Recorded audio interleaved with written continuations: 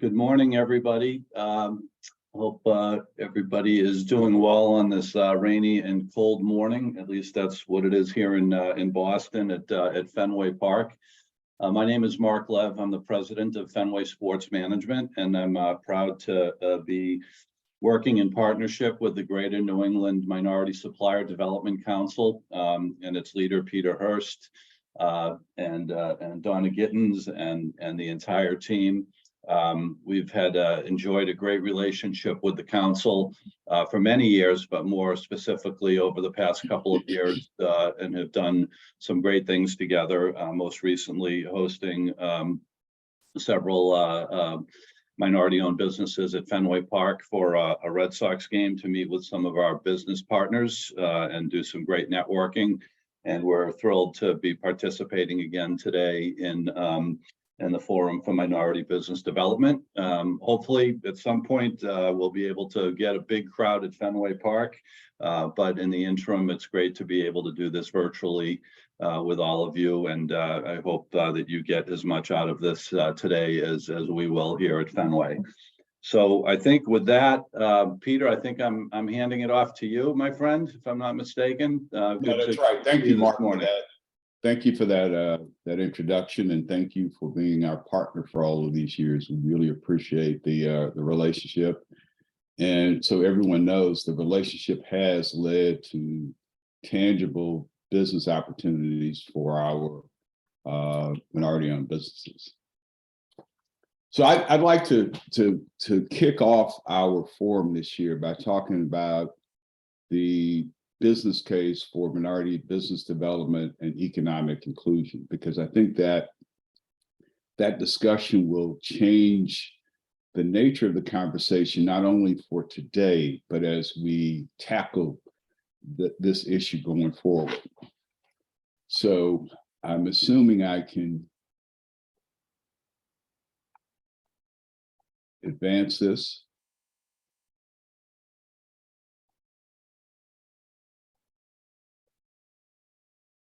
Okay, so fundamental question I want to address today is, why is minority business development important?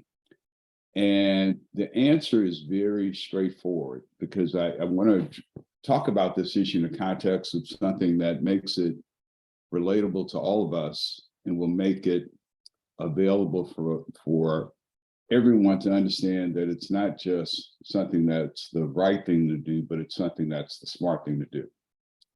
So next slide, please.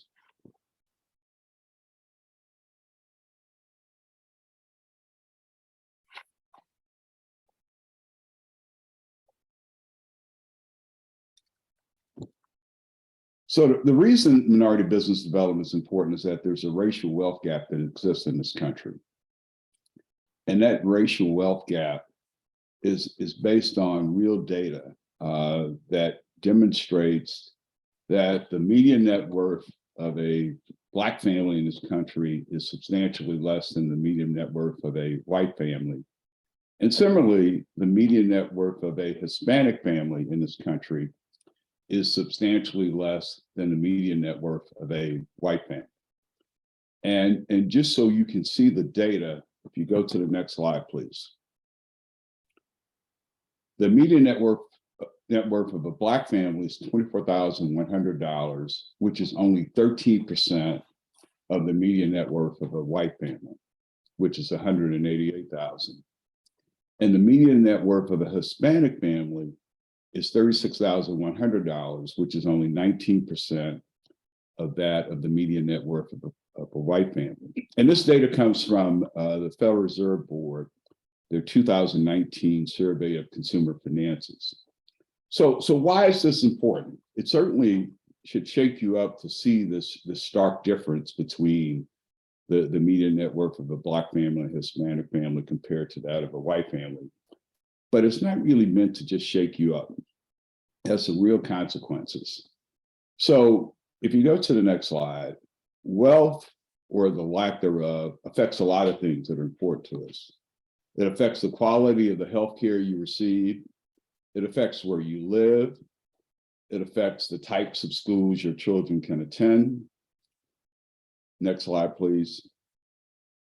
It affects whether you can afford to buy a home. It affects the type of career you can have, and it affects whether you can afford to start and grow a business.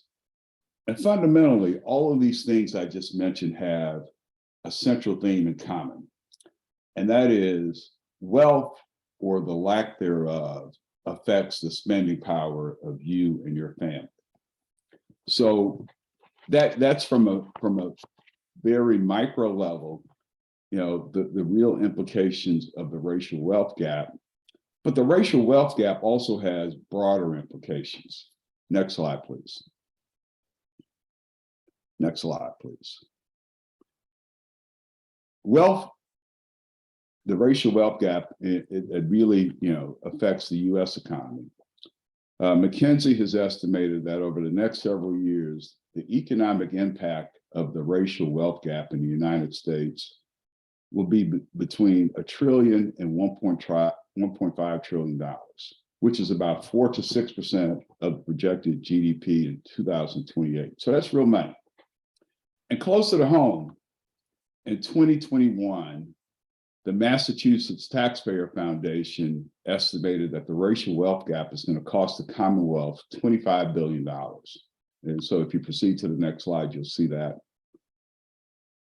And that is going to affect both the Black community and the Hispanic community in the Commonwealth. So $25 billion over the next 5 years is real money.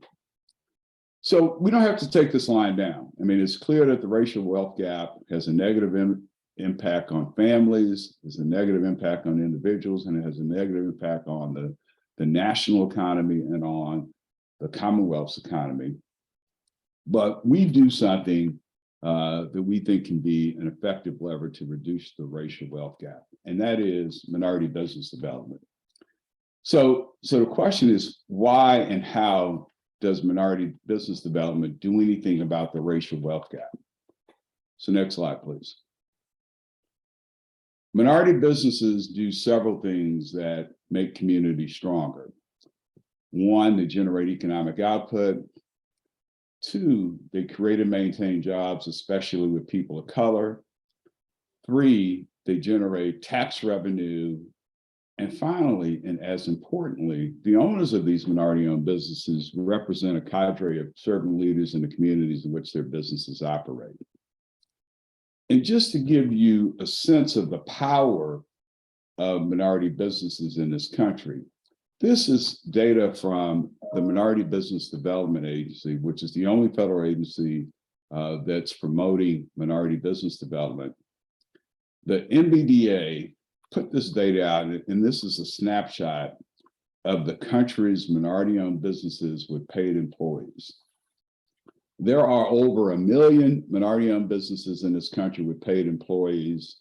They have $1.5 trillion in gross revenues, and they have 9.4 million employees.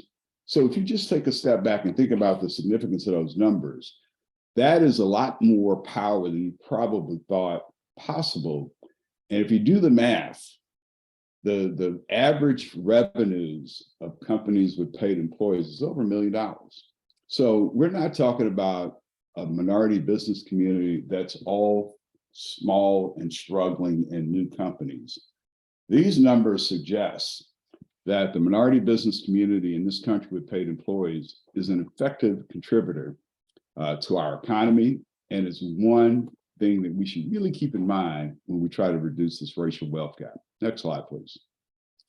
And just to bring it closer to home, in New England, there are 28,000 minority-owned businesses with paid employees that have 243,000 employees. So if you look at the aggregate numbers across all 6 New England states, and if you look at the number of paid employees, that just as a snapshot is an effective, lever to do something in this region about the racial wealth gap that exists. Next slide, please. And if you look at the work that the Greater New England Council does, we actually, in 2019, commissioned an economic impact study. because it's great to talk about this. It sounds good, you know, the things our programs and the things we're trying to do, but I think data really tells a very effective and powerful story. At the time we did this economic impact study, we had 200 minority-owned businesses that we certified. Those 200 had a GDP contribution throughout New England of $4.3 billion. They supported $1.9 billion in wages. They supported almost 33,000 jobs. And in 2019, the minority-owned businesses we certified had almost 20,000 employees. And 65% of those employees were people of color. So if you look closer to home, if you look at the Massachusetts MBEs, if you just go back 1 second, please. If you go back to the Massachusetts MBEs, their GDP contribution was $2.6 billion. They supported $1.2 billion in wages, 21,000 jobs, and 13,500 jobs at those MBEs. And just to give you some context of what the study tried to do, the study looked at the direct economic contribution. When we certify and recertify minority-owned businesses, we get tax return data. So the economic impact study captured the direct economic output from all of those 200 minority-owned businesses. And then the second thing it captured is what's called the indirect contribution. Minority-owned businesses, like all other companies, buy goods and services from other businesses. So it captured the impact of those purchases of goods and services by our certified MBEs from other companies throughout, not just New England, but the country. And then finally, it captured what's called the induced impact. The employees of our certified MBEs and the employees of the companies that they were buying goods and services from spend money. So that $4.3 billion for all of New England and the $2.6 billion for Massachusetts was the sum of the direct economic contribution, the indirect economic contribution, and the induced contribution. So it really gives you a great snapshot of the economic firepower of the minority-owned businesses we've certified. So you go to the next slide, please. As many of you probably know, the Greater New England Council is part of a national network that includes the National Minority Supplier Development Council, 23 regional councils, including ours, about 2,000 corporate members, and about 15,000 minority-owned businesses. Just like we did an economic impact study, the National Minority Supplier Development Council commissioned an economic impact study, and their study found the following economic contributions from all of those minority-owned businesses we certified. There are 15,000 of them. They had total economic output of $396 billion. They generated $130 billion in tax revenue. They supported 1.75 million jobs. And if you go to the direct economic output of those 15,000 minority-owned businesses, it was $261 billion. And if you look at across the 15,000 minority-owned businesses, they had a total of 865,000 jobs. And at those minority-owned businesses, of that 865,000 in jobs, 70% of those jobs were held by people of color. And the wages earned by those 865,000 employees was $72 billion.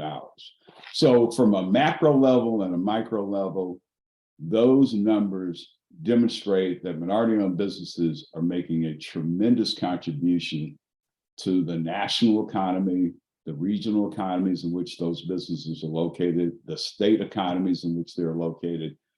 And all of those contributions help reduce the racial wealth gap. Next slide, please. Closer to home, between 2019 and December 31st, 2021, we'd increased the number of minority-owned businesses we certified from 200 to 262. Those minority-owned businesses that we've certified at year-end 2021 had 2.3 billion in aggregate revenue.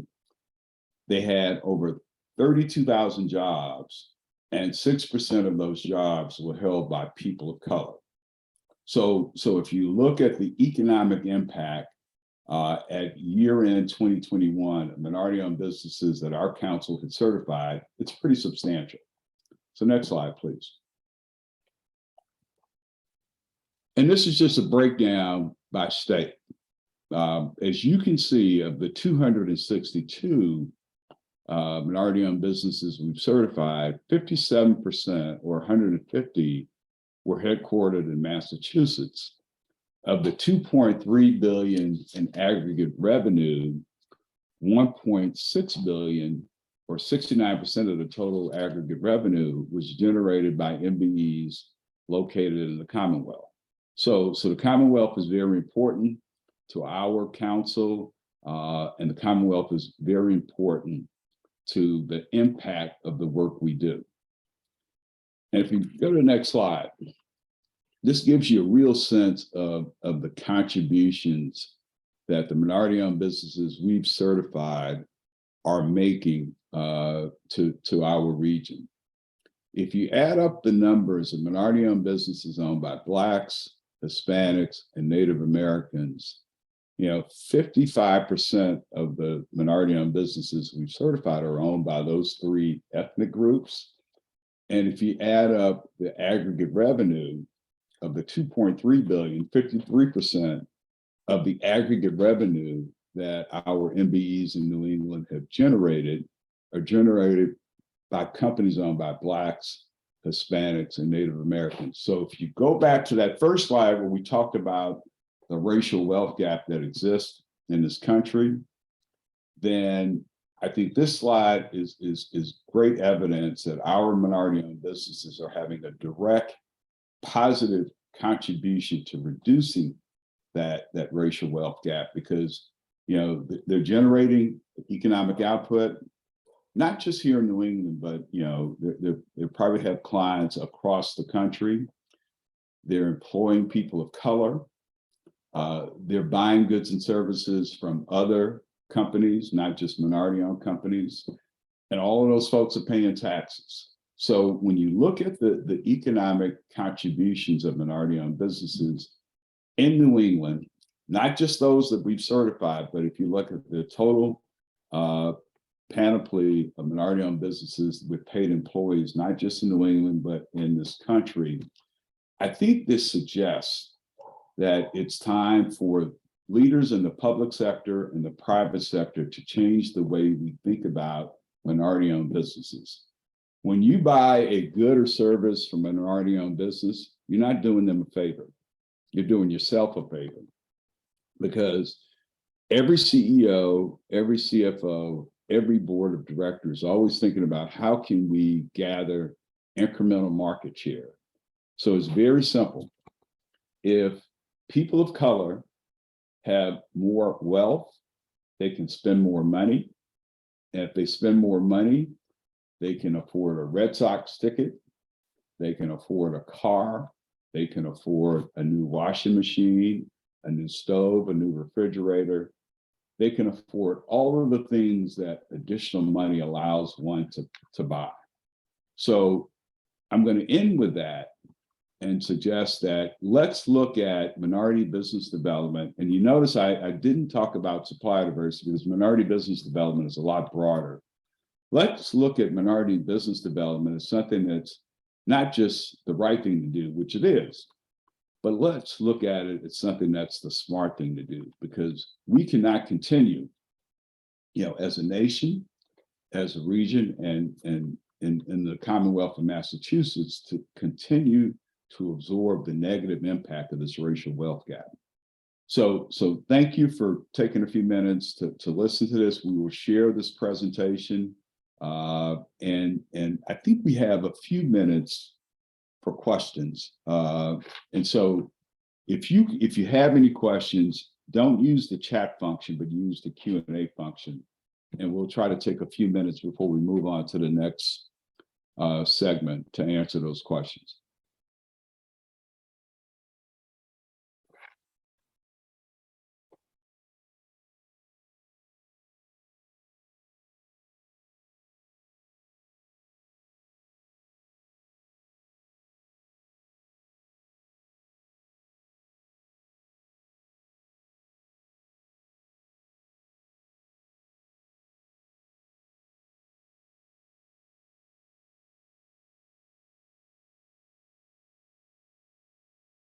I don't see any questions, so in the interest of time, why don't we move to the next?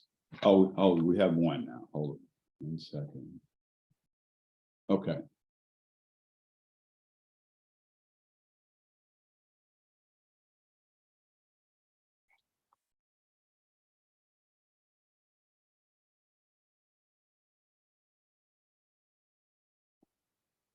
So we have one question.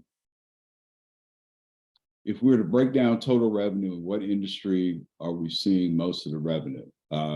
I can get, I have that information. I don't have it in front of me, but we can provide that. If you look at the MBEs we've certified, it's true across the country.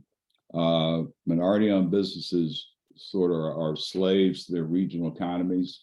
So the minority-owned businesses we certified are primarily in industries like IT, manufacturing, construction. And so if you drill down, you will see in detail all those different segments. I can share that subsequent to our presentation. And then there's a question, which I'm not sure if I understand, PPP, from Michael. Michael, do you want to expand on that? What you're...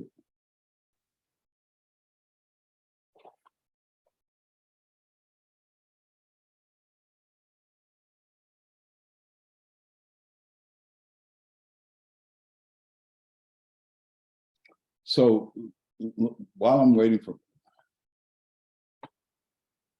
public-private partnership opportunities. Well, the one thing, Michael, one of the things we do, we make connections between our minority-owned businesses and buyers, not only in the public sector, but also the private sector. And we also make connections to allow our minority-owned businesses to sell to other minority-owned businesses. So MB to MB commerce is a very important part of what we do. So one of the things we're going to talk about in the next panel is our different platforms to support MBE development. So I think during that discussion, you will hear more about public-private partnership opportunities, because I think that the path to the promised land for minority business development is not just with the public sector, and it's not just with the private sector, but it's really with a combination of the two. And so the final question I'm going to try to answer before we move on, Carmen, Elisha, could you bring up slide 14?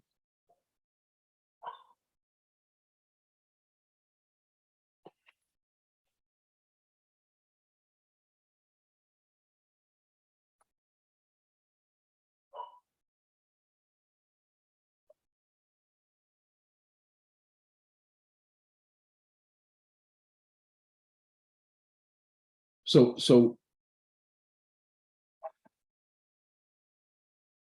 is that 14? I can't see the numbers. Okay. So Carmen, what this is data from the NBDA by state for minority-owned businesses with paid employees. And you'll notice that some of the columns don't make sense, because the NBDA, like for example, I know there are more than 0 minority-owned businesses in Connecticut with paid employees, but with the NBDA data, they might have some companies that are identifying in multiple categories, and so where they have statistical significance, they'll capture those there. So what this suggests is that if you look at minority-owned businesses with paid employees in New England, Massachusetts has 6,800, Connecticut has 8,000, New Hampshire has 1,300, Rhode Island has 1,100, Maine has 345, and Vermont has 307. So if you think about the demographics of New England states, those numbers make some sense. And in addition to the numbers of businesses with paid employees, the number of employees is consistent with that number as well. So hopefully, Carmen, that answers that question.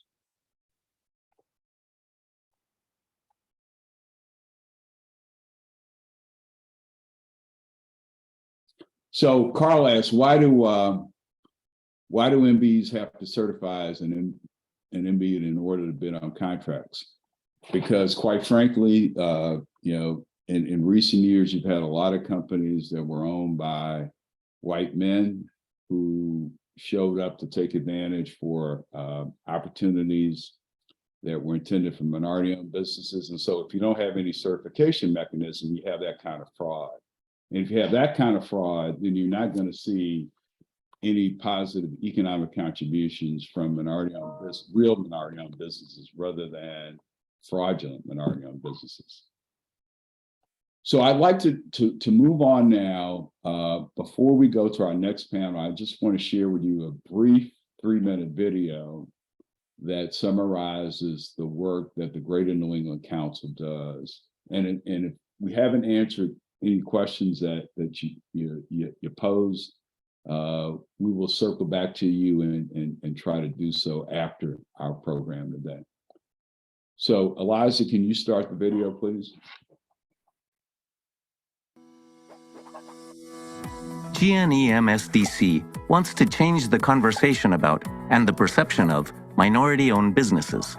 The universe of minority-owned businesses is not monolithic. While some minority-owned businesses are new, small, and struggling, many minority-owned businesses have size, scale, and financial strength based on revenue, cash flow, and jobs. Minority business development reduces the racial wealth gap and makes communities throughout New England stronger. With the oversight of our board of directors and the dedication of our committed staff, GNEMSDC's platforms, events, activities, and programs promote minority business development and economic inclusion. For over 45 years, GNEMSDC has been part of a national network that has added value to corporations' supply chains and increased opportunities for the minority business community. GNEMSDC certifies businesses as being minority-owned and controlled. We connect corporate partners with MBEs to facilitate commerce. We create pathways for smaller MBEs to grow by creating and promoting opportunities for them to sell their goods and services to larger MBEs.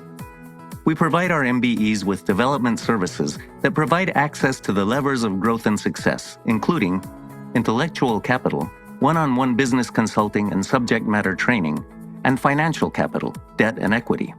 These services are funded by annual sponsorships from our corporate partners and our MBEs, as well as grants from the New Haven Foundation and the Massachusetts Growth Capital Corporation. Our advocacy is focused on sharing data and information with leaders in the private and public sector, which support the wisdom of MBE development throughout New England. MBEs make communities stronger by generating economic output, creating and maintaining jobs, generating incremental tax revenue, and being servant leaders in the communities in which they do business. In 2019, Supplier.io prepared an economic impact report based on the contributions of 200 MBEs that have been certified by GNEMSDC. For several metrics, the study measured the economic impact of MBEs from 3 perspectives: direct contribution, indirect contribution, the goods and services that MBEs purchase from other firms, and the induced contribution, the spending by the employees of our MBEs and by the employees of the firms from whom our MBEs purchase goods and services. The cumulative impact of these 3 contributions proves that minority business development makes the New England economy stronger. Our MBEs have contributed to the economies in all of the states of New England, but the most substantial contributions have been in Massachusetts, Connecticut, and New Hampshire. In terms of aggregate revenue, all of the ethnic groups represented by our MBEs are making a substantial contribution to the New England economy. Led by Board Chair James Linehan, the diligent and committed board of GNEMSDC oversees the strategic direction of GNEMSDC. The dedicated and talented staff of GNEMSDC is committed to creating more opportunities for MBEs to grow and prosper. Somos GNEMSDC. We are GNEMSDC. We are GNEMSDC. We are GNEMSDC.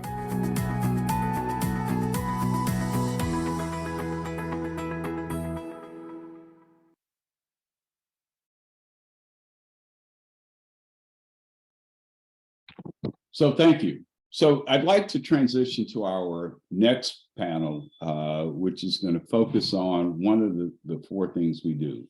And just for quick context, the Greater New England Council does four things. We certify businesses as being minority owned and controlled. We make three types of connections. We connect our minority owned businesses with our corporations and our public sector partners so that they can do commerce together. We connect our corporations with each other so they can share best practices. And we connect our smaller minority-owned businesses, which are defined as those that have less than $1 million in revenue, with larger minority-owned businesses to facilitate commerce. And we also, do advocacy. But probably the most important thing we do is what we call MBE development. And what that is making sure that when opportunities arise, our minority businesses are contract ready. And our minority-owned businesses are not just those that are certified by us, but they're all minority-owned businesses in New England. We've been fortunate to obtain grant support from the Commonwealth and from the Minority Business Development Agency to provide these services at no cost to the recipients. And as my colleagues are going to share with you in the next few minutes, those services really fall into two categories. One is what we call business development. We're making targeted introductions to buyers, and also what we call capacity building services, which are one-on-one consulting services and subject matter training focused on four areas: financial management, strategic planning, operations, and marketing. So the folks who deliver these services, you're going to hear from them now. I want to take this opportunity to introduce Delisa Nova, who's the project director for the MBDA Business Center. The center is funded by a 5-year, $2 million grant from the Minority Business Development Agency. You're going to hear from Harold Blackwell, who's the project lead for the COVID project, also funded by the Minority Business Development Agency, and from Gary Stifler, who is the director of MBE Growth and Development. Gary is our point person for a 3-year, $500,000 grant we recently received from the Massachusetts Clean Energy Center to provide business development and capacity building services to what the center calls climate critical MBEs. So without any further ado, I'm going to turn the floor over to Harold, Gary, and Delisa. Well, thank you, Peter. Appreciate that. Delisa or Liza, please, next slide. But good morning, everyone. I'll reintroduce myself, Gary Stifler, as Peter mentioned, Director of MBE Growth and Development. And one area that I do want to pass along, I was a certified MBE with the Greater New England Council for over 16 years and also served on the board for a number of years. Exited my business last fall, and I'm happy to join Peter and the rest of the team here and doing things and moving forward with what I enjoy doing, which is helping fellow businesses, business owners in areas of their growth, capital resources as far as access to capital, financing in different mediums, et cetera. So that's, again, what I came on board to help continue to develop within the Greater New England Council. Next slide, Eliza. So as Peter just mentioned, these are our four pillars, and I won't regurgitate some of what he mentioned are the key points, but I think it's very important, as many of you have probably seen this slide before and have heard this, but I think a couple key points I want to take is on the certification side, and I reiterate what one of the questions that Peter had answered. It's very important that we have a certification process, and this is not only here in New England, but across the country, because there are many avenues in which people try to put up fronts and some other people to take advantage of actual opportunities for minority business owners, both in the private and public sector. And so I think this portion is very critical. And with our certification, which is important, it's nationally recognized. As Peter mentioned, there's 23 councils within the NMSDC, and that allows you to have access then to fellow MBEs across the network, across the country, and most importantly, the corporations that are part of each of the members' boards. So like our board, we have corporations that are members, and across the boards across the United States, there are opportunities there. And the final point on certification, which I think is very important, that only happened in recent years, is the full cross certification with the Commonwealth of Massachusetts. As in some of the previous charts you saw Peter put up, a lot of the access as far as contracts and opportunities and the full dollar amounts are in the state of Massachusetts. And this cross certification for our MBEs into the state allows access to those opportunities also, where they don't have to go through and be certified separately with the state and the Commonwealth. So I think that's important. Development, Peter has mentioned, key there, one-on-one consulting and subject matter training we can add to. The connections, one of the areas that COVID actually has helped us is now going to a lot of these virtual matchmakers on a video sort event, virtual. And I think that's very important, like the event today. We can access more people. Having, again, been an MBE before across New England, I remember traveling everywhere to Connecticut, to Rhode Island, even up to New Hampshire for some of these events. And it takes a lot of parts of your day out when the small business owners have these opportunities to, probably put their time better use in other areas. So these virtual matchmakers have been a blessing for us to continue developing and have access for our MBEs in those other areas. Next slide, Eliza. So one area I want to touch on that Peter mentioned, we received the Mass Clean Energy Grant, which I think is from a standpoint of energy in the not only the Commonwealth, but across the country. The next 10 years and beyond, there's going to be a lot of base provided as far as training needs, et cetera, going forward. And that's one of the things we hope to accomplish with this grant, which is increase the expertise of our MBEs, provide them a lot of training. There's going to be some significant growth there. I recently attended an event at Eversource through Mass Save, and a number that stuck with me that was thrown out there, that in the workforce alone, there's going to be needed over 30,000, just in New England, 30,000 trained people in this clean energy sector, whether that be solar, wind, electrical, et cetera. So I think this is an important sector. I'd be happy to talk to any of you more about what this clean energy opportunity is, or if you want to make a pivot in your current business, if you're looking to grow additionally in your current business, or invest into this resource, which I think is going to be significant over the next few years. So with that said, I'm going to pass over to my colleague, Harold Blackwell, who's going to take on and discuss some of the opportunities that he's working on. Thank you. Thank you very much, Gary, and good morning, everyone. So I wanted to start out by saying that earlier this year, or I should say back in July 1st, 2022, the Greater New England Minority Supplier Development Council was awarded a grant to start providing services and assistance to minority-owned business enterprises based in the 6-state Greater New England region, who are would be the most impacted of the ongoing outcome and fallout from the COVID pandemic. And with this grant, we've been able to provide and help and provide assistance to MBEs based in the Greater New England region with respect to business development, capacity building, access to capital, and one-on-one strategic advisory consulting services. So what we've been able to do with these grant funds is to provide these specific services to these companies and businesses that qualify for this assistance and service. Basically, the threshold is that as long as businesses and companies are generating and doing under $500,000 annually in revenue, based in the Greater New England 6-state region, are minority-owned business enterprises and have been impacted by the COVID pandemic, then that makes them eligible to receive these services at no financial cost to them out of pocket.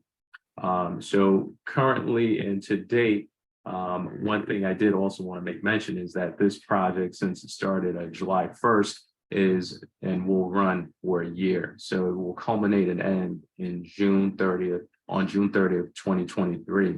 And so we're currently still intaking and bringing on board new clients to provide and tap into these services and this expertise that we are providing to these companies, again, at no cost and no charge. So we've been able to help companies and businesses that are located in the state of Connecticut, Massachusetts, Rhode Island, and we are continuing to do as such. And we are still looking for more companies and businesses to take in and get access to these services.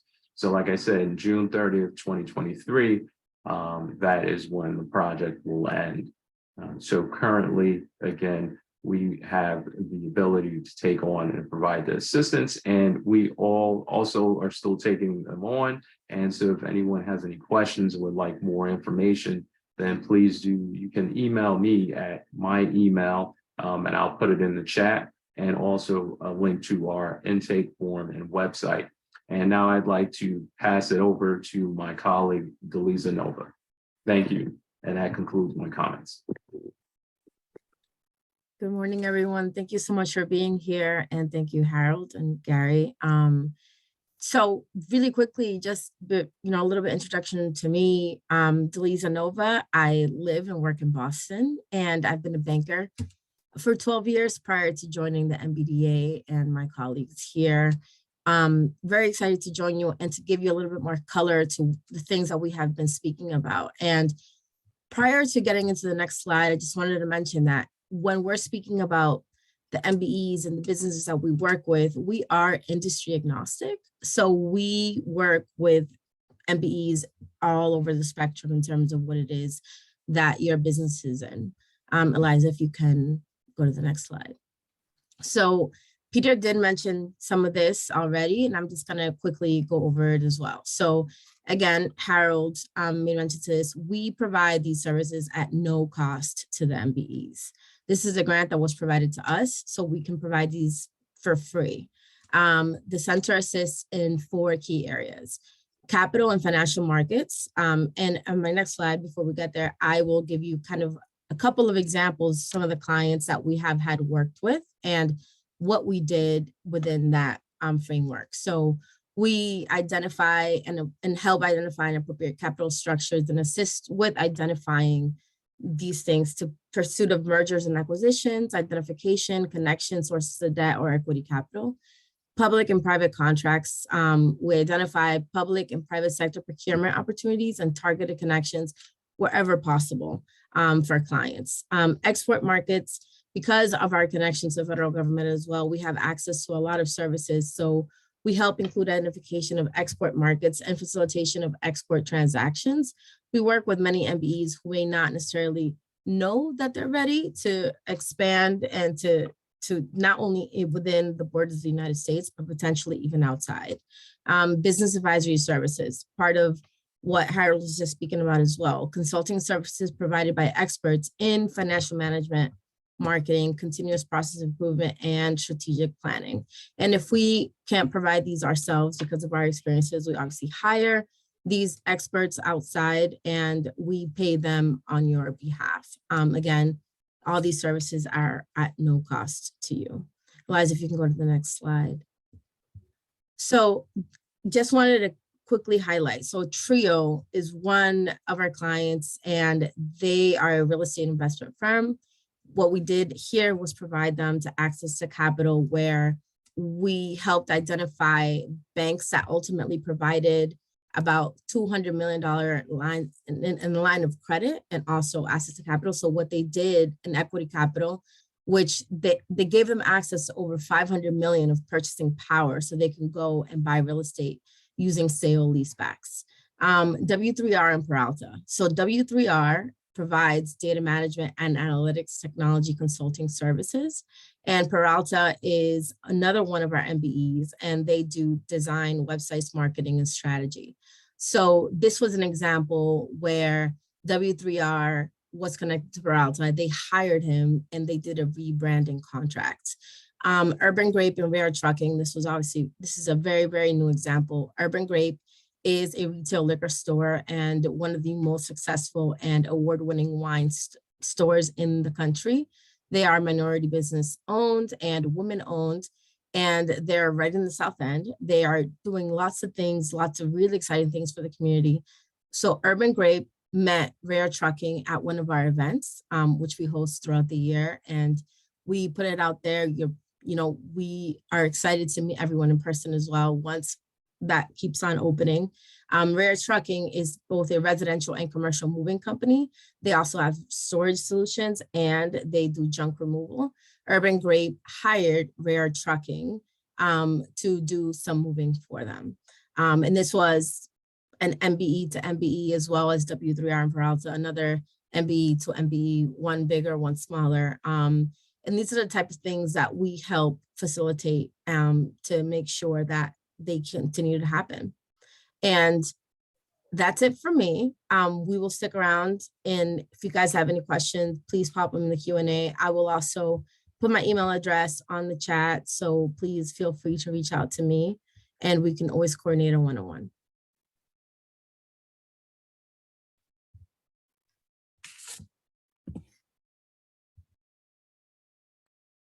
So thank you, Delisa, Gary, and Harold.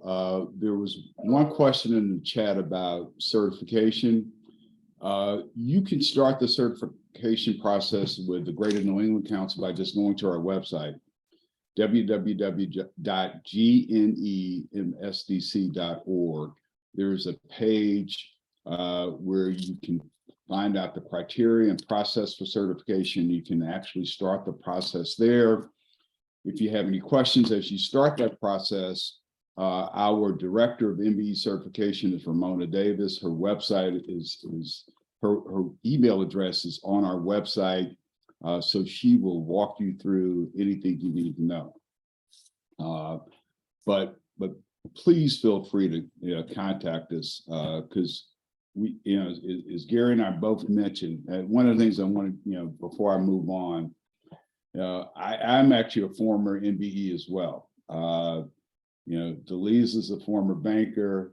Harold is a former investment banker, and he's also an entrepreneur. So we really are focused on doing whatever we can to make MBEs, prosper.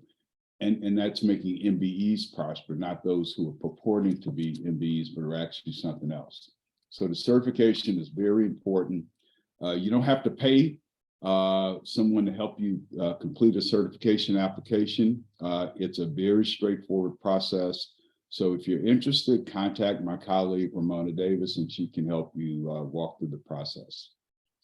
So I'd like to go to our next panel. I'm happy for this next panel, and it's entitled Aiming to Connect.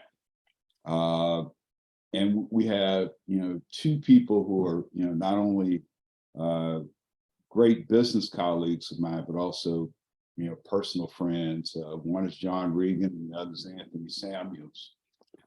John is the president and CEO of the Associated Industries in Massachusetts. They have an acronym, which, like we have G&E, theirs is AIM.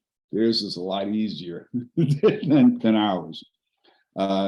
John has been the CEO of AIM since May of 2019, and he's been with the organization for a while. I'm going to let John describe in a few minutes in more detail what AIM does, but AIM is a statewide association of over 3,500 employers, and they provide advocacy, community, and resources as a strategy to create success, well-being, growth, equity, and prosperity. We have a strategic relationship with AIM. And what I mean by that is AIM is a corporate member of the Greater New England Council, and the Greater New England Council is a member of AIM.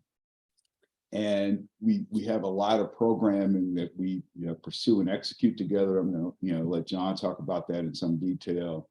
And also want to introduce today Anthony Samuels. Anthony is the president and CEO of DRB Facility Services. They've been around since 1993.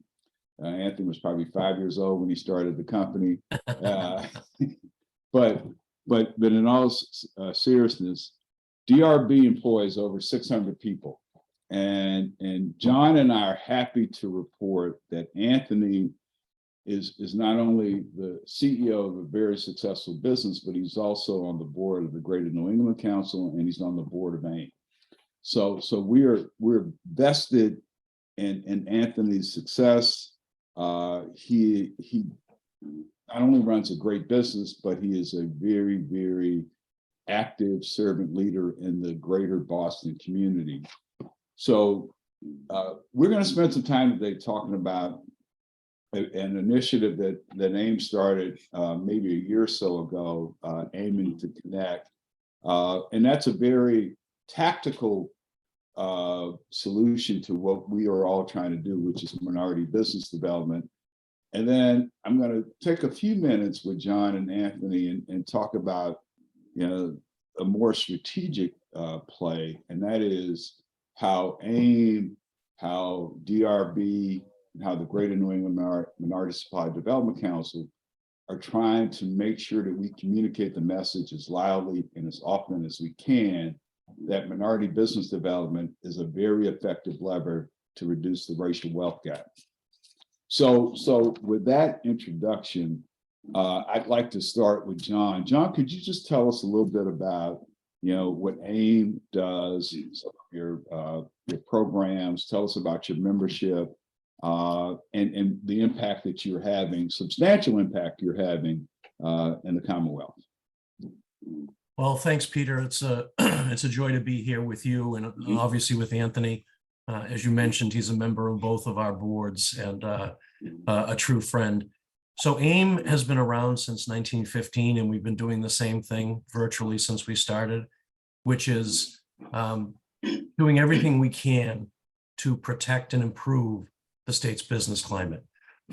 And we do that through our advocacy. We do that through direct service.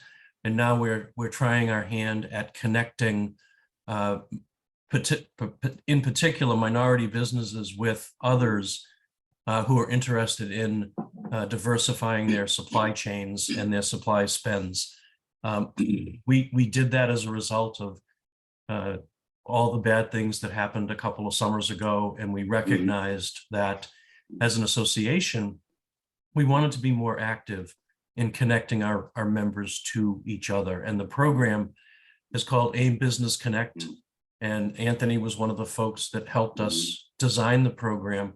While we love our large members, and obviously we wouldn't be successful without them, we are focusing on the smaller companies. And the idea is, and I'm sure Anthony can attest to this, these are companies where I have a direct relationship, or somebody on my staff has a direct relationship with the owner, the CEO, the founder.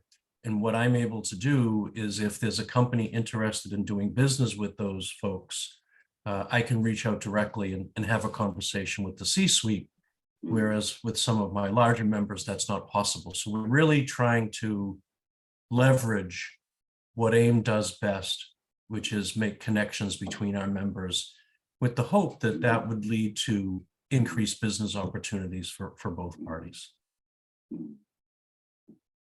So Anthony, you've benefited from the help from both, AIM and John and the Greater New England Council and myself. Why don't you share some examples of how we have helped you? And obviously, we all think we could do more, but why don't you share some of the things we've done today? Well, thank you for having me on, Peter, and it's great to be with both you and John, because I really think that the two of you are very sincere about this mission of trying to get more diversity, get corporations to understand the importance of diversity. But I have to say, I've been with the council for so many years. I was just talking to somebody the other day, saying, how long have you been with the council? I said, geez, it had to be over like 20 years. So the council has done a lot for my business over those 20 years. And if I think of something in particular, I could think of when one of the Procter & Gamble procurement people were about to move to a position overseas, and asked his team of facility management staff, I want to set up a meeting with this company because I think this is a good company and I think we should be doing business with them. Sat us down, met with his team. We end up bidding on a few buildings of his, and sometimes it doesn't always play out that you win the bid, but it's just the process of them making that effort. So the council has been helpful. And John, I can't even say enough about this guy. You know, Peter, I got to be honest, we get involved as diverse companies with agencies and you know, the council, you know, AIM, the chamber, a lot of other different groups. And we get involved as small businesses. And sometimes we sit back and we say, my time is very valuable. Do I have time to be involved with this group? And it's not really benefiting. Okay. The council benefits me. AIM has been, I didn't understand that AIM would be as helpful as it's been. I could tell you, out of all of the bids, the RFPs I responded to in the last 3 to 5 years since I've been involved with AIM, 80% of them, I could call John and say, John, I'm bidding on this building with this company. And like I said, 90%, 80% of the time, they're members of AIM. And like John said, he calls the C-suite. He calls the CEO or the COO. He doesn't call the manager or procurement team. He calls the top person. And you can't put a price on that. So I try to be careful of saying that about John, because everybody that I try to encourage to join AIM, I don't want them calling John and saying, hey, John, can you do that for me too? So I try to not put him on the spot, but John is very sincere. AIM is very sincere about this mission. And I would tell any diverse business, you need to be involved with both of these groups. And so, so two quick things, Anthony. I mentioned to you when you joined that, and you asked me the question directly. You said, will you return my phone calls? And I, you know, I committed to that, and I would do that for any member. I grew up in Dorchester, and you know, it's a neighborhood where you do favors for your friends. That's what you do. That's how you build your political capital. And so, you know, I'm fortunate in that, you know, the very first time you called me, I happened to know not just a board member of the company that you were bidding on, but he was my best man. And so of course I'm going to call him. It was just such a no-brainer. Now, for all the folks who are on the call right now, we're not always going to be that lucky.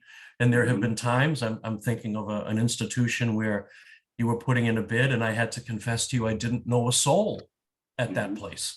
So it's a little bit of a hit or miss, but if I know somebody and if I can make that connection, I'm committed to doing that. And I'm happy to be your advocate. Much like if there's an issue in the State House that's bothering you, we will be your advocate.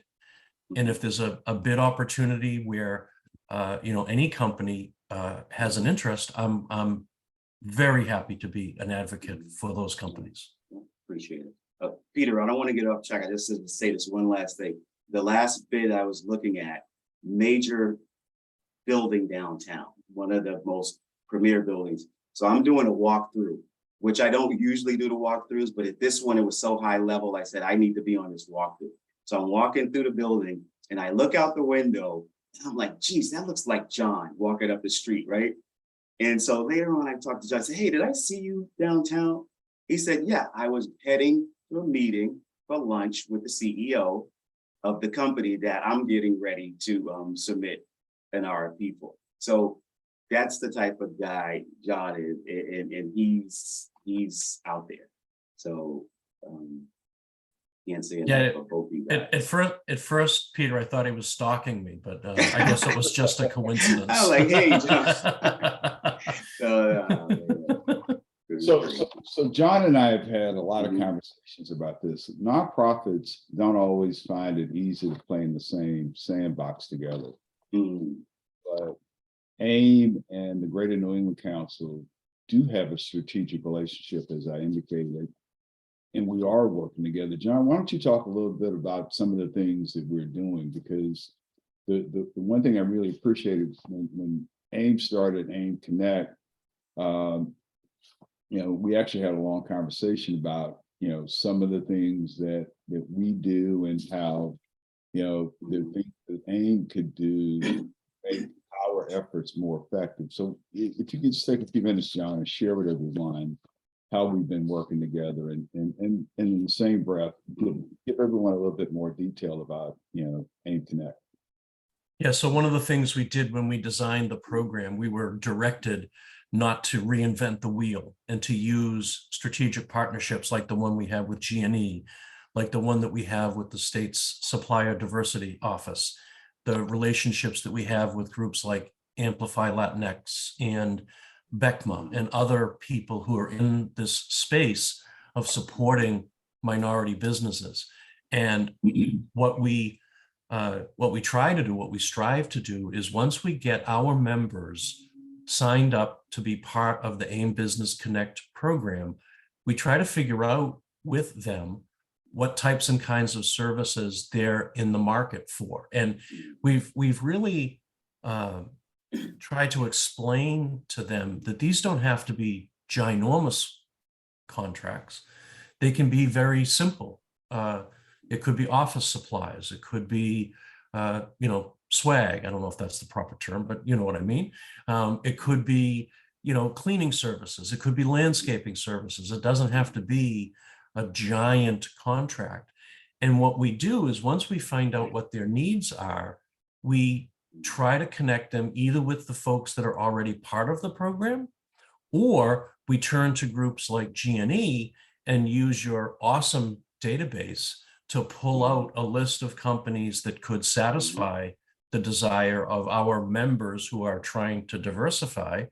And then, as I said, make those connections so that they're able to realize their goal of diversifying their spend.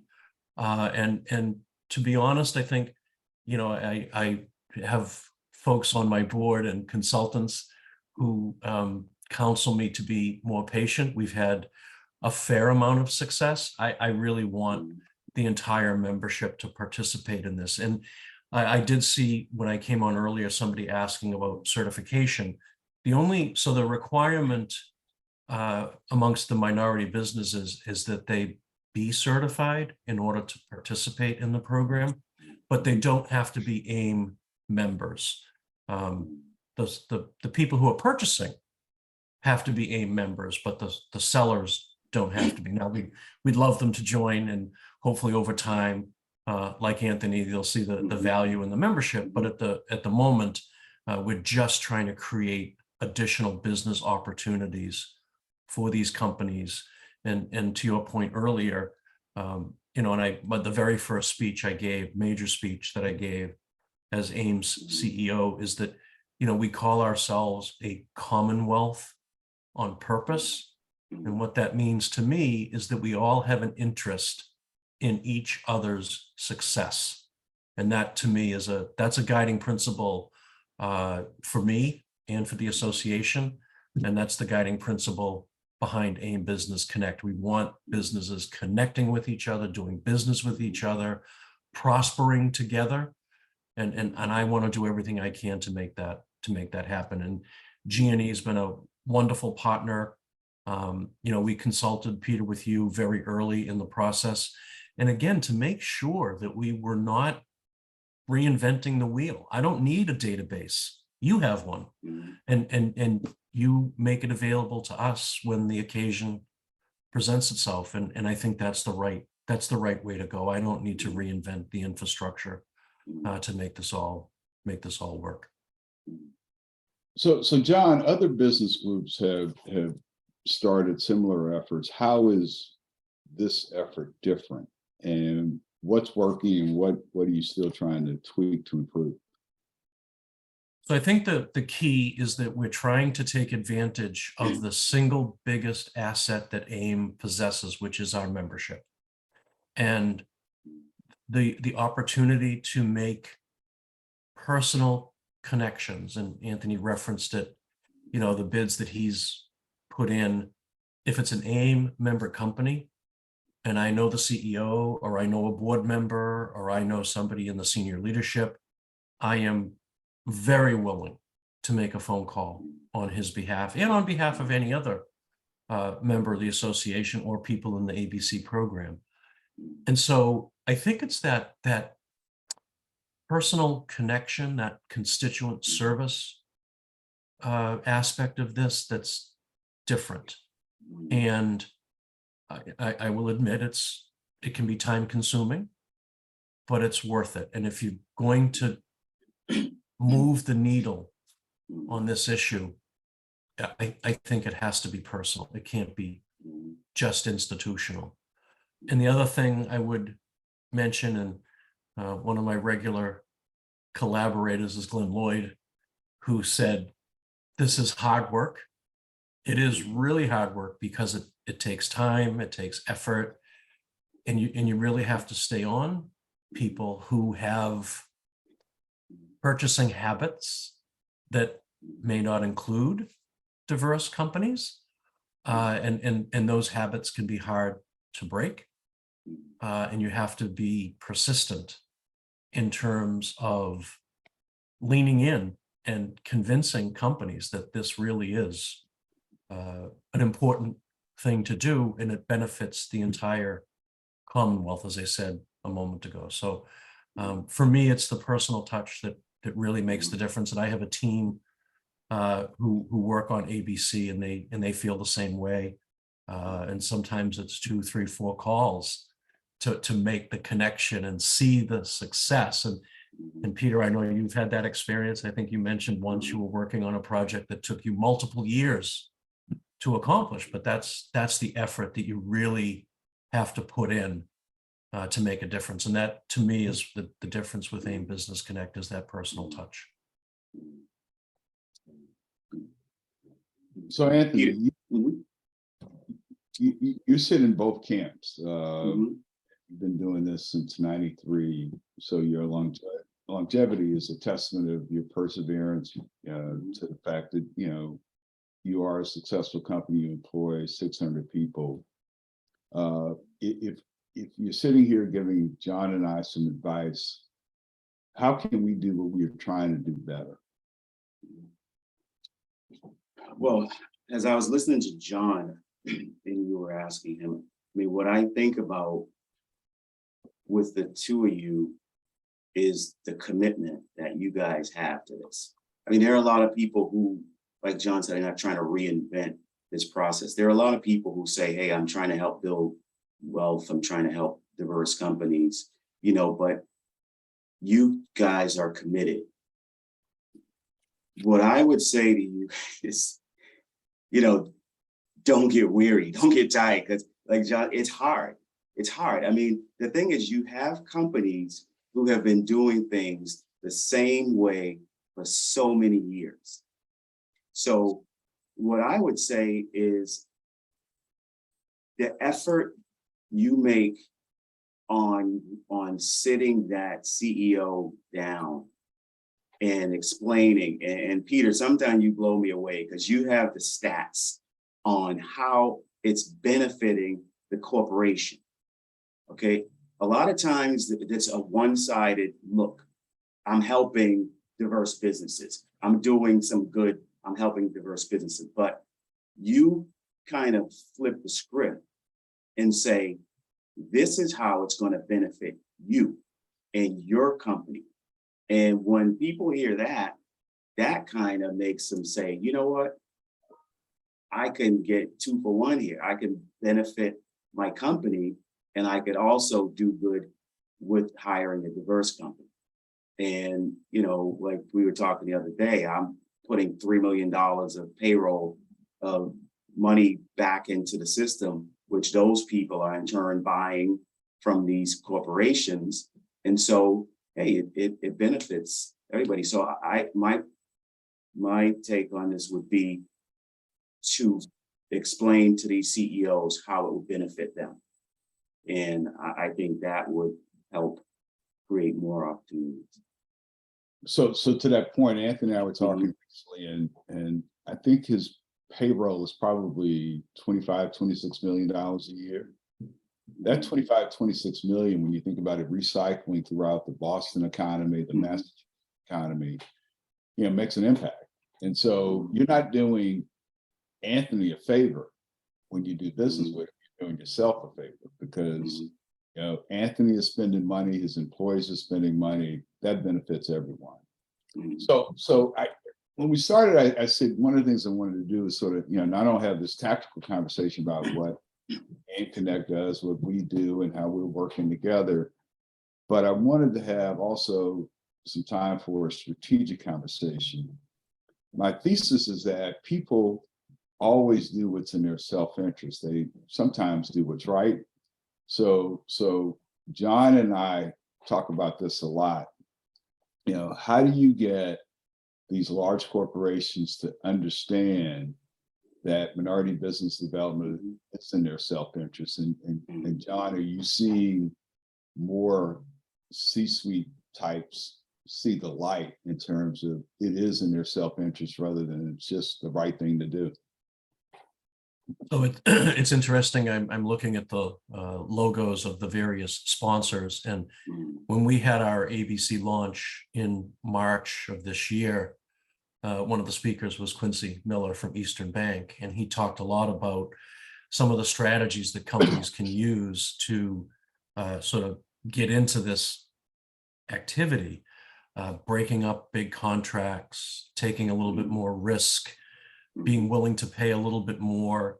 You know, these are all the tactics that Quincy has discovered leading the Eastern Bank efforts at supplier diversity. I think what I'm seeing, and again, this is where the intersection of patience and impatience rears its ugly head for me. I'd like to see, you know, every member of my board, every company in the membership participate in AIM Business Connect. And while we have had some good take up with some pretty prominent members of the association, it's not quite where I'd want it to be. And I think it's not bad will. I think it's inertia. And as Anthony said, you know, even when I do have a conversation with a C-suite person, sometimes when the message gets down into the purchasing department, it kind of gets lost. And so the commitment from the top has to be absolutely rock solid. And that commitment needs to be communicated down into the company. And the most insightful thing that I learned from Quincy in that March event was you have to give people permission to do this and to try a different course of action, because, you know, as the CEO, I'm pretty risk tolerant because I'm comfortable and I'm confident. I'm not sure my purchasing person has the same risk tolerance. And so you have to give permission to people to engage in this discussion and to explore these opportunities and then back them up when they make these decisions. And I think that's the key to success. And as I said, if there's one thing that does kind of weigh on my mind, is that the take up hasn't been as fast as I thought it would be and as I wanted it to be, but we're definitely continuing to work on it. And Anthony, good insight on your part. Don't get weary. It is a long journey, and it's a long project, and so you have to take that view. So John, you talked earlier about the importance of overcoming purchasing habits. I've seen that time and time again in the work we do, both when I was in MBE and now in this role. And you also just mentioned the importance of commitment from the top.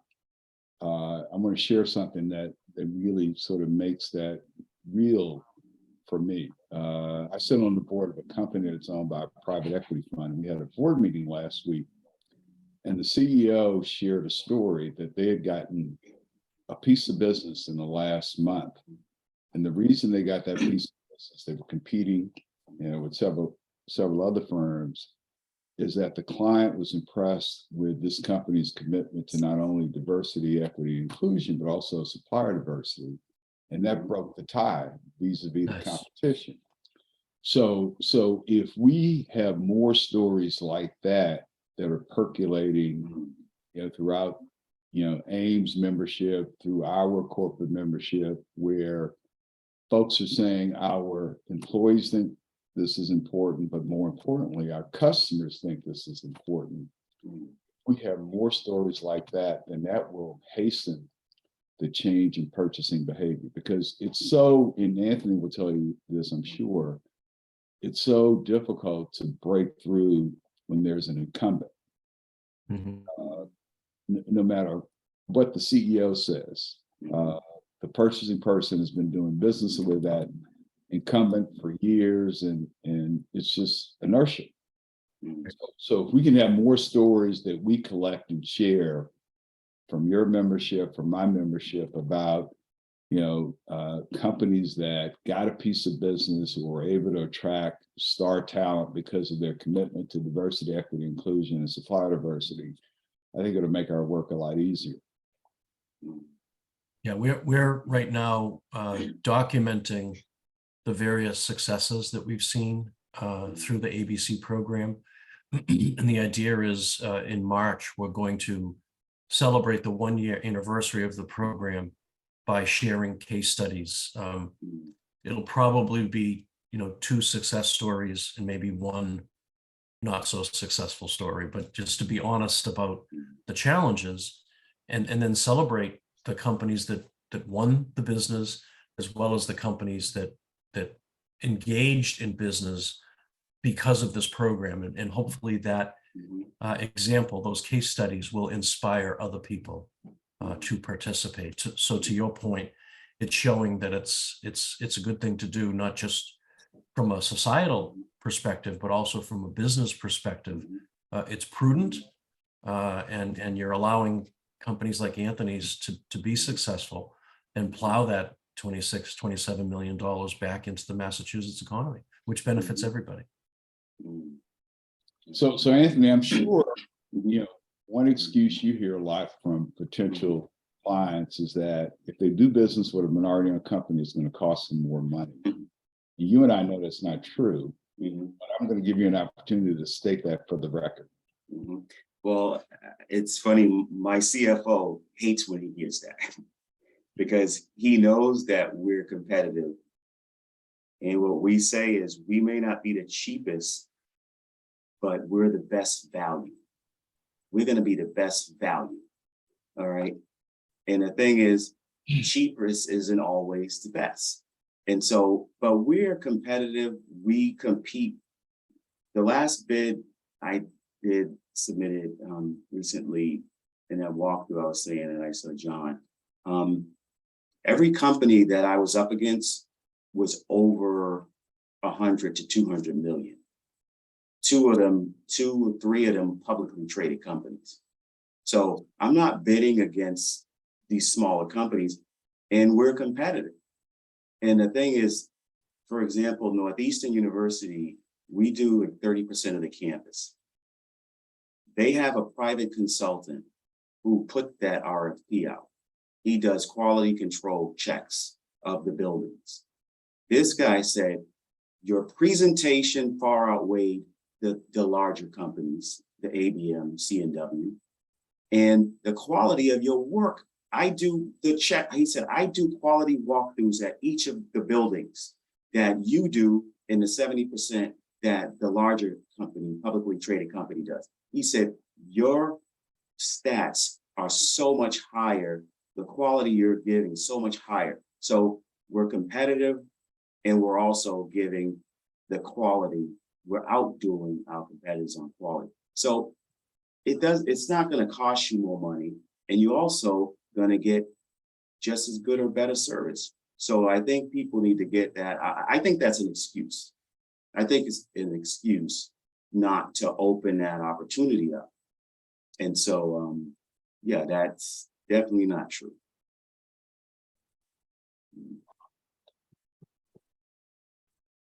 Thanks for sharing that. So as we wrap up, John, how can people learn more about AIM and AIM Connect? And Anthony, how can people learn more about DRB? So Anthony, I'll let you go first. Okay. Well, we're one of the largest minority-owned employers in Massachusetts. And we've been around for almost 30 years, janitorial services. We just acquired a metal and stone refinishing company, which we refinish, like if you're at the airport or you're at the convention center, all of that terrazzo floor, the brass, the stainless steel, we just acquired a company that did that. And so we're taking on that service. Yeah, I mean, they can look us up, DRB Facility Services. We are there, and I'm proud to be a member of both AIM and the council. And I just want to say one last thing, excuse me, is this is a unique come together between you and John. In all the years that I've been out here, I have never seen two groups that are trying to accomplish the same goal by increasing diversity work good, nice in the sandbox. You know, it's always like I'm trying to get my accomplishments. This is a perfect match. John has the corporates, Peter has the MBEs who are capable to do it. So I'm just happy to be involved with this between both you guys. And for me, it's never been about my company. It's always been about getting involved and helping with, you know, diversity, you know, in other companies out there too. So I appreciate the opportunity, and I'm glad to have done this today. Yeah, you're kind to say that, Anthony. I do appreciate it. And in terms of people getting involved, as I said, Peter, if there are individuals on the call who are hoping to sell goods and services to my members, they can reach out to me directly and I'll connect them with the team. My email is jregan@aimnet.org, real simple. And I will connect them with the right people internally. And as I said, as a seller of services and goods, you don't need to be an AIM member. Obviously, we'd love you to be an AIM member, but you don't have to be. And we will connect you with as many opportunities as we can find. And if you are on the call, and I'm noticing that in the logos, there are a lot of AIM members up on the wall there. If your company isn't active in AIM Business Connect, please reach out. We'd love to sign you up and make sure that you're part of the program. We need, as I said, I want every single member of the association to be part of this. I think it's kind of a lofty goal, but it's not a crazy goal, in my opinion. So we have time for a couple of questions.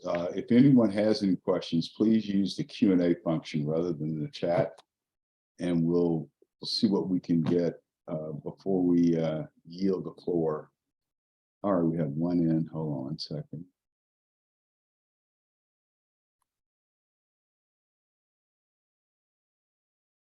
Oh, somebody wants me to put my email in. Yeah. I'll do that. Okay. And Peter, so that my business development guy doesn't kill me, should I just say the drbfacilityservices.com to Yes, find sir. us on? Can you put in the Q&A? Really? Okay. All right.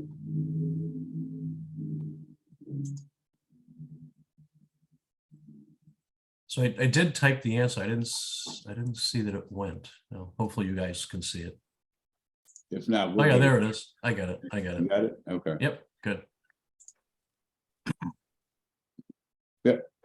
And you can ask Anthony. I do return my phone calls.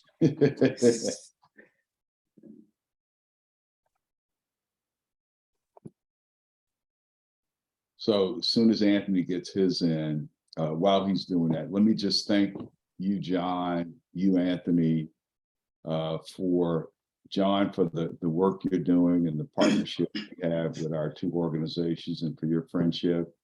Anthony, like I shared at the outset, you sit in two camps. You sit on our board, on John's board, and you're making great contributions to both organizations, and we appreciate you.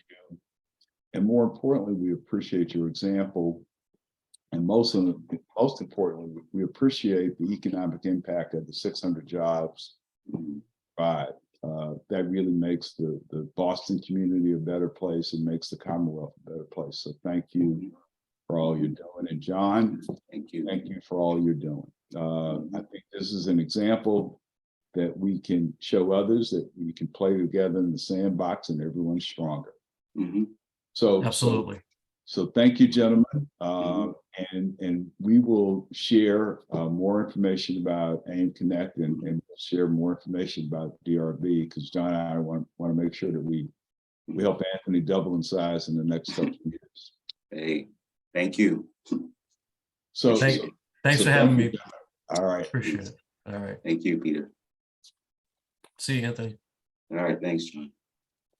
So I'd like to take this opportunity now to introduce Pam Ken, who's going to introduce our next panelist. Pam is the Senior Vice President for Community, Alumni, and Player Relations for the Boston Red Sox. We have, as I indicated earlier, a very long-standing relationship with the Red Sox. A lot of our events have led to business, not just opportunities, but real business between our minority businesses and corporations that wanted to do business with them. So it's a great relationship. And Pam is going to introduce our next panelist. And before she does, Mo, I just got to share with you, I was with, hopefully you remember, he's one of your fraternity brothers, Sion Cogdell. He wanted me to send his great and warm welcome to you and looking forward to hearing you after Pam's introduction. Thank So you. Pam, the floor is yours.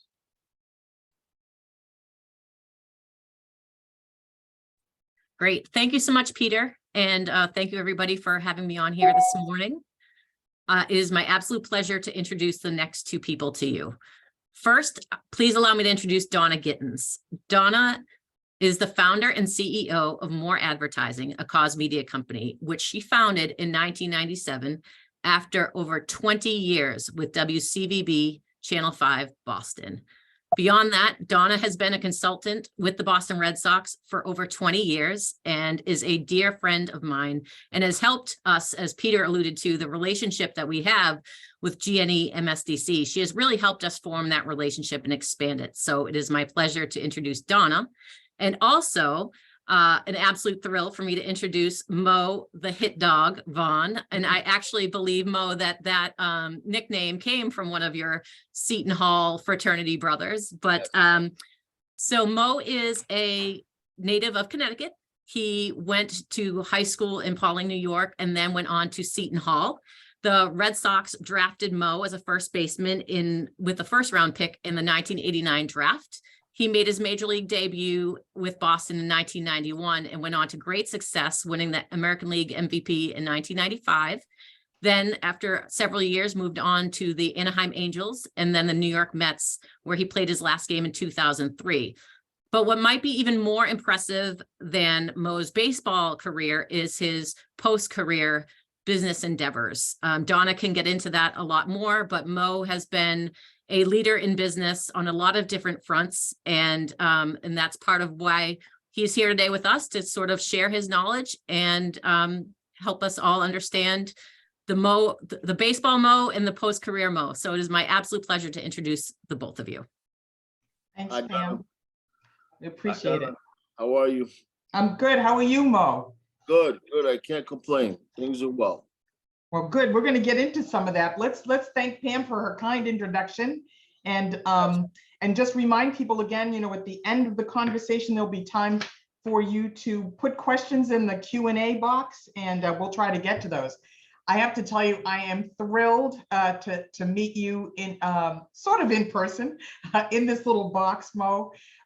You are a real hero, not just in baseball, but in business.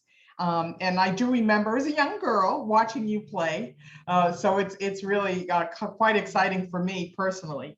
I'm going to start off and ask you to really, the fact that you're no longer on the field and you performed in front of all kinds of folks in packed stadiums across the country. You made those big snags at first base and hit those homers. Do you ever miss it? Is it do you ever think about it again? I'll give the analogy. People talk about Tom Brady should retire. I wish I could play Oh, wow. another inning, another season, another half season.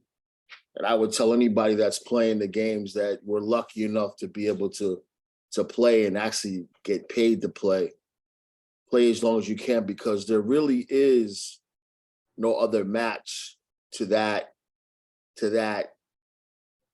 anticipation of walking into Fenway Park and there's a big game on the line and the crowd's there and it's just you're in a team setting. I'm not so sure. I love the game, but I think I love the clubhouse structure the most with some of the players, and I miss that wholeheartely. I have a little bit down here in Florida right now. I have VSA Academy, and I have a lot of them, a lot of guys that played the game, some in the major and minor league level. So I have somewhat of that, but it's nothing like being around and being in that environment. It'll never be matched. Yeah. Well, that's amazing. And when you played baseball, what got you to play your best? What was the motivator? And then how did you use that motivation to go into business? I want to say this in the right way, but it was fear of failure. It was fear of not succeeding is what made you go and play. It was the fear of just not living up to your capabilities. I think sometimes, and Derek Jeter said it, in The Captain, that I wonder if we really enjoy what we play. I think we need to enjoy more what we're doing. But for me, it was like, I got to get this going, you know what I mean? Because I've set a standard of how I play and how I want to play at a certain level. And I want to always reach that standard. So I think it was a little bit of fear of failure. And just, for me, when I was in Boston, it was trying to win the World Series and get there. And it was hard and it was tough at, late 80s, early 90s.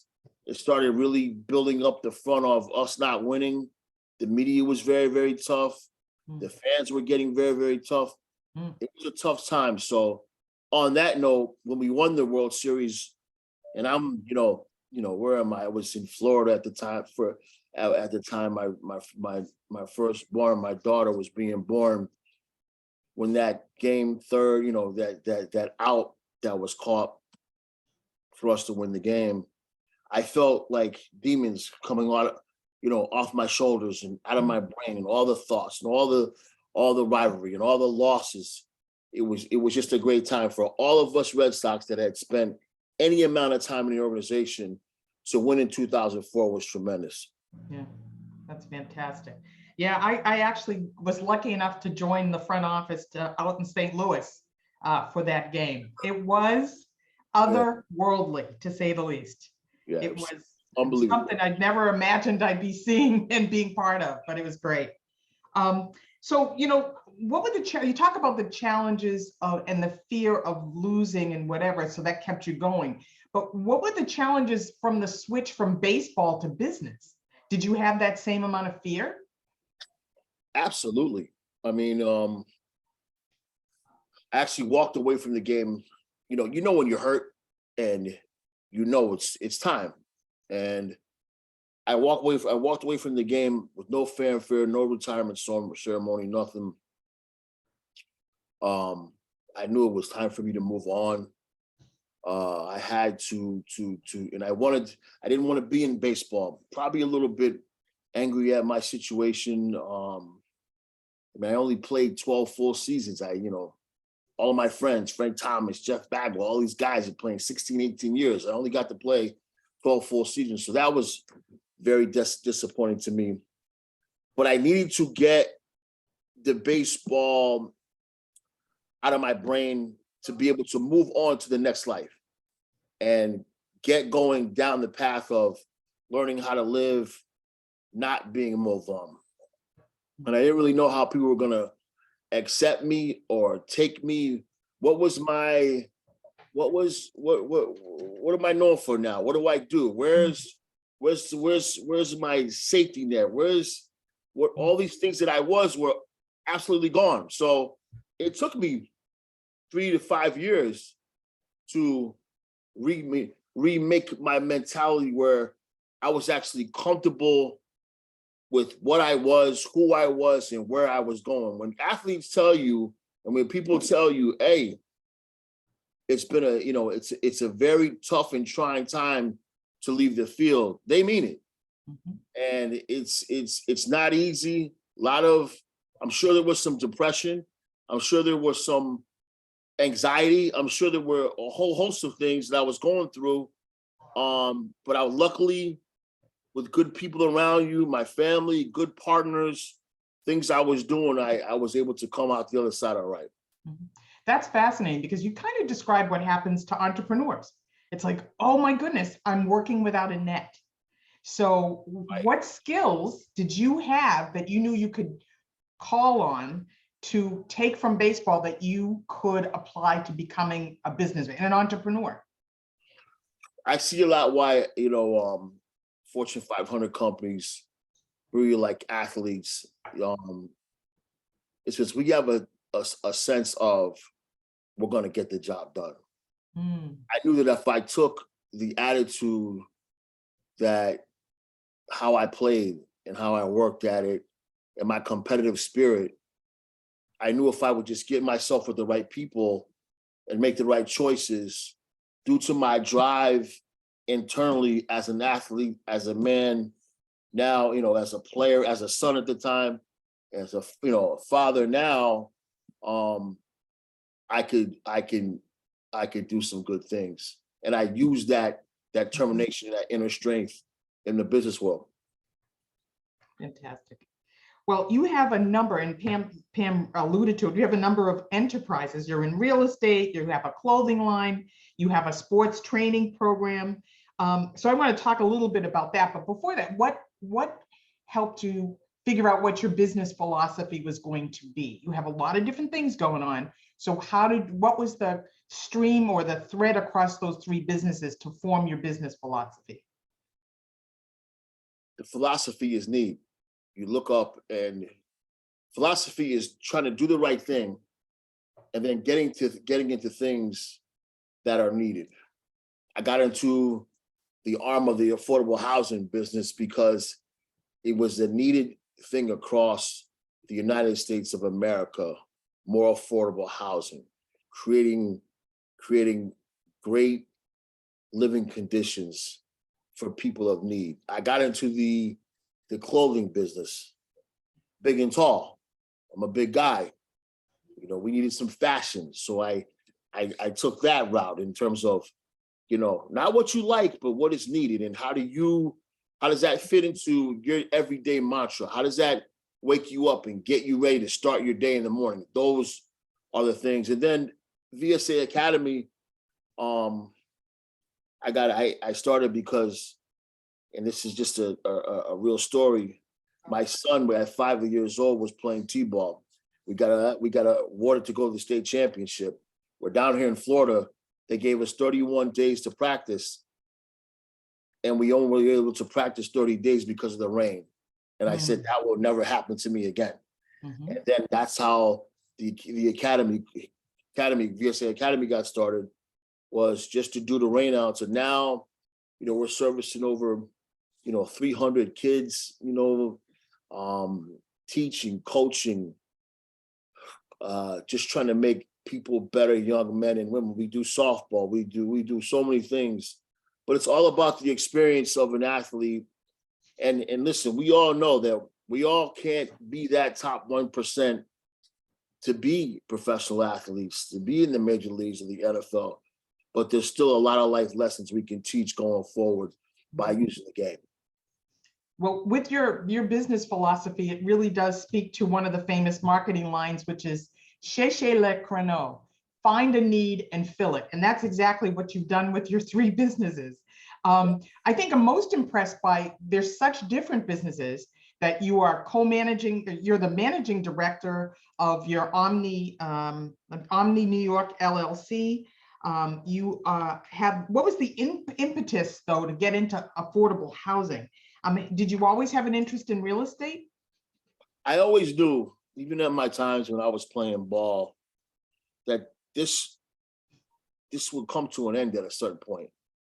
I knew that. Now, it wasn't any that I had planned on in terms of the amount of times played, but there was always going to be an ending. And I knew from listening and talking and listening to certain people that you know, affordable housing was needed. And then I met my partner, who was my attorney at the time.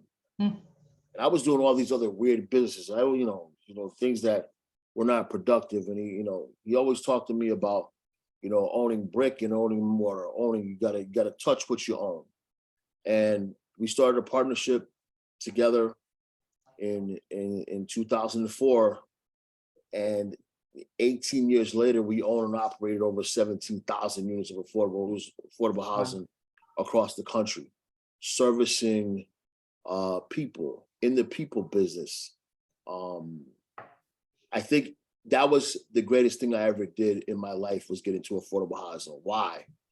Because as an athlete, when so many things are done for you, and I wish every athlete could do it on an affordable housing deal. Why? Because it takes you down every path of life that you need to be able to operate, to be successful. You have to go into these agencies. You have to keep your word. You have to show up on time. You have to execute a process. You have to, then you have oversight when the process is done. You have checks and balances while the construction is going on. You have, people, it's just, what a tremendous process for me to learn that has helped me in my entire capacity as a father, a husband, as a family guy, taking care of my family, my dad, my mom who just passed away, left my dad and her, left my dad and, to me and said, and of course I love my father, but I think affordable housing with all its different aspects gave me the ability to make choices now that have helped me be a better man today without no doubt. Well, first of all, I'm sorry on the passing of your mother. She must have been an amazing woman to raise a big baseball player and businessman like you. You really touch on the importance, and you talked about all the elements of being a business person and what you have to present and deliver on time, et cetera. And one of the critical things is you have to raise money. You have to know how to raise money. And that brings me to GNEMSDC.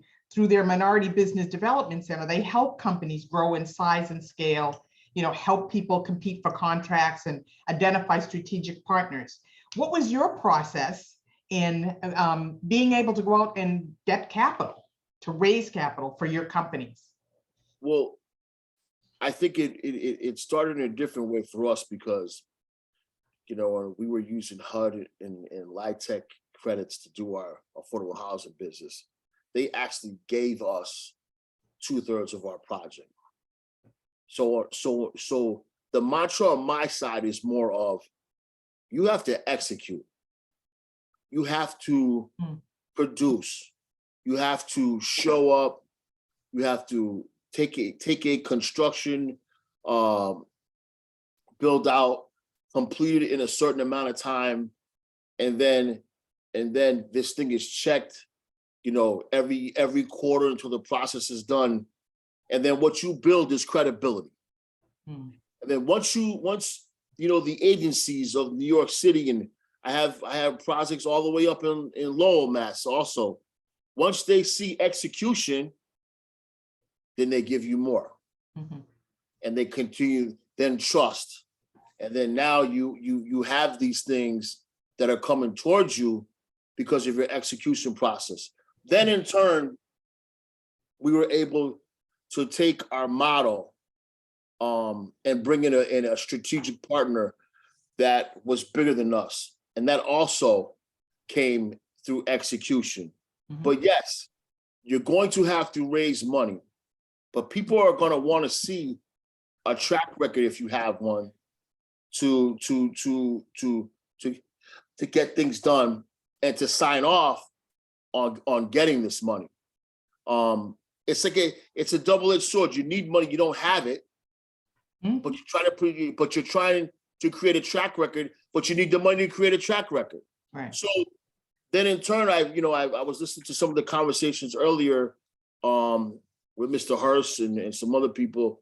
They were talking about other companies investing in each other. And that's where that becomes important, is we have to try to take those other minority companies that are doing well, reaching out, and as someone said in an earlier meeting, walking them directly down the path to that office that they can execute the process. And that's what we need to continue to try to do. Excellent. Excellent. You know, there's so little time, so many questions. I want to jump to your MVP collection. That's your clothing line. And your tagline is "Great style has no size." Talk about your new official partner, and you mentioned your friend Frank Thomas, getting him involved in business. It's all about, I understand now probably what I didn't know back when I was in Boston. I was so busy trying to make sure that everybody understood the rights and the wrongs. It's all about communication and getting together and relationships and making those things work.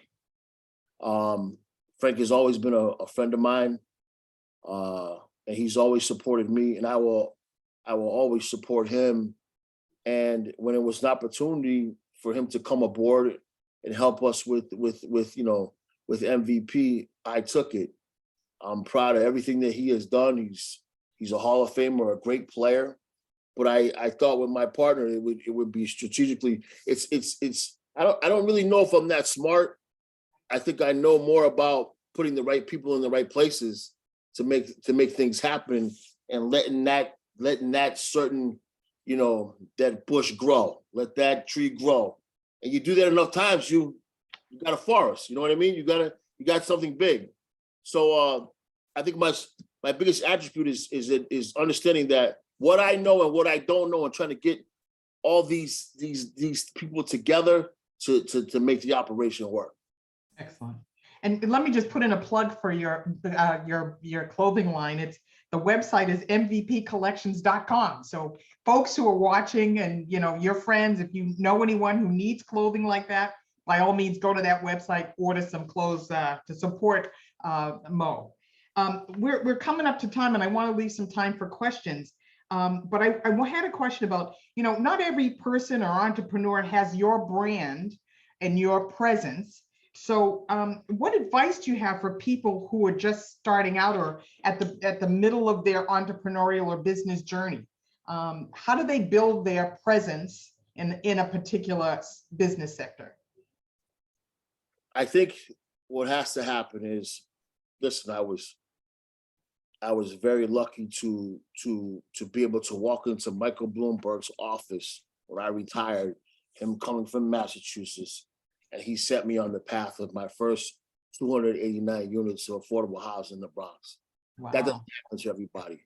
But what I think needs to be understood is you have to paratroop off of something. So if you're someone that is not established, and we even did this at Omni, we did our first, we partnered up with people that had established, that were established, that other people and other agencies trusted. We made a partnership.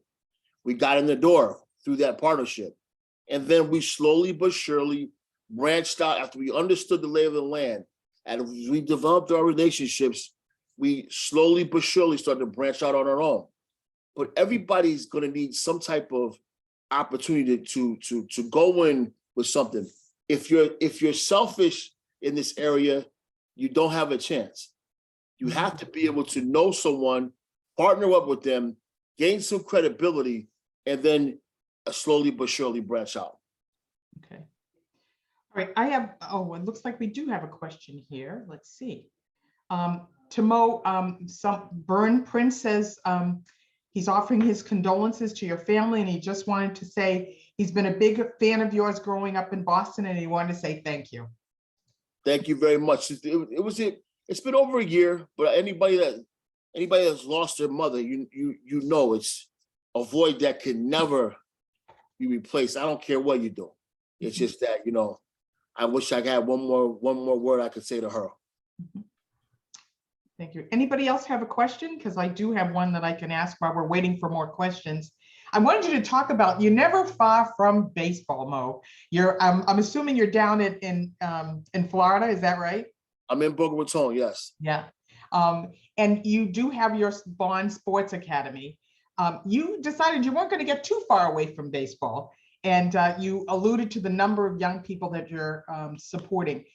Dusty Baker made a comment that there aren't enough African Americans playing baseball. Do you care to respond to that? Listen, I think, you know, I think baseball is an expensive sport. And I think one of the problems is that baseball doesn't really offer full scholarships, you know, and then what happens is you have, you know, basketball and football players that have an opportunity to go to a school with a full scholarship and on the football side, but not on the baseball side. There's a tremendous amount of great baseball players out here. I see them every day. They're all over the country. I play against them. You know, I have an organization. We go out, we play in Atlanta, we play in Texas, we play all over the country. They're out there. You understand? But we have to figure out how we can get them through the process and into the minor leagues, and their choice is us. Mm-hmm. And it's a shame, you know, that the only Black player on the field during the World Series was the manager. I mean, how many great Black baseball players have played this game, have laid down the tracks for guys like myself?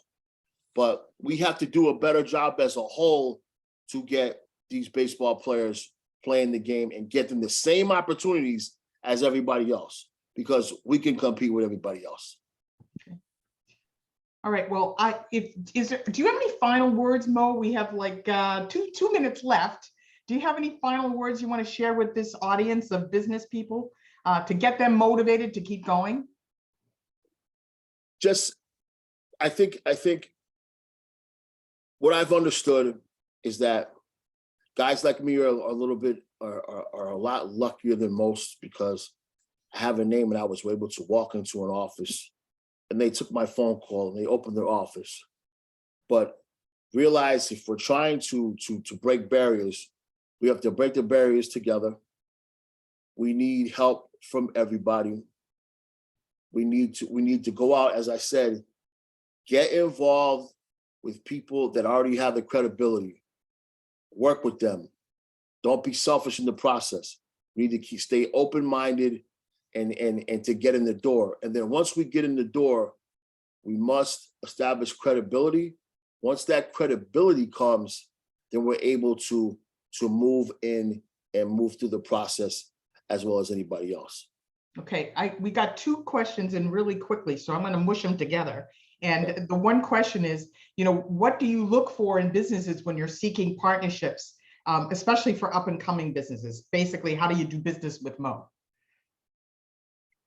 Well, I'm old, so I'm old and I'm tired, but what I would look for is I would look for a partner who is consistent, who has some type of a track record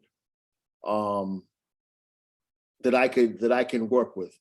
At Omni, we established ourselves with minority partnerships all the time, and we have a criteria of, you know, do you have a book of business? How are you with the agencies? Believe it or not, it's all about relationships and people understanding and knowing that when the job is asked to be done, you have executed the process. Realize they really don't care what color your skin is. Mhm. They just want the process executed. And that's what we try to look for at Omni when we're talking to any type of partnership, is have you executed the process and have you been consistent? Fantastic. Mo, this has been an incredible conversation. So nice to meet you. I hope one day I get to meet you when we're at Fenway. And Yes. I hope you have a great rest of the day. All right, I'll see you when we come up next year. Oh, goody. Thank you, and good luck to everybody moving forward. If you all need me, just call me. I'm around. Great. Thanks, Mo. Thanks. Back to you, Peter. So thank you, Mo, and thank you, Donna. Fascinating conversation. I know everyone enjoyed it and learned a lot. I know I did. So let me close by thanking all of those who made today possible. I want to start by thanking Mark Lev with Fenway Sports Management. I want to thank my colleagues Harold Blackwell, Delisa Nova, and Gary Stifler. I want to thank John Regan with AIM and our mutual board member, Anthony Samuels. Special thanks to Pam Ken for introducing Donna and Mo. And Donna is always our go-to person to interview everyone. She's going to put Oprah out of business pretty soon. I know that. And thank you, Mo, for sharing your experiences and thoughts with us. And I want to thank my staff for all of the hard work they do. I want to thank my board of directors. I want to thank all of my corporate members, all of my certified MBEs, and I want to thank all of our annual sponsors for supporting us in the work we do. As you probably heard me say time and time again, one of my colleagues who runs the Michigan Council did a study last year, and that study found that it's going to take 333 years to get to equity for minority businesses at the current rate of spending by the public sector and the private sector. I don't have 333 years, but that study also said that if we can get the public sector and the private sector to increase their rate of spending by 5 or 6 times over the current levels, we can reduce the time to get to equity from 333 years to 15 years. So ladies and gentlemen, as we prepare for Thanksgiving, I'm thankful for all of you. I'm thankful for all of the folks that I've shared with you previously. And I'm thankful for the possibility that we have an opportunity in our lifetime to do something about this racial wealth gap, to make our community better, to make our state better, to make our region better, and to make our country better. So let's seize that opportunity and do some good things so that our children will find a better place than we found when we entered it. So God bless and have a great Thanksgiving, and thank you for participating today, and look forward to a very successful year next year, and look forward to continuing to working with all of you in the future. Take care.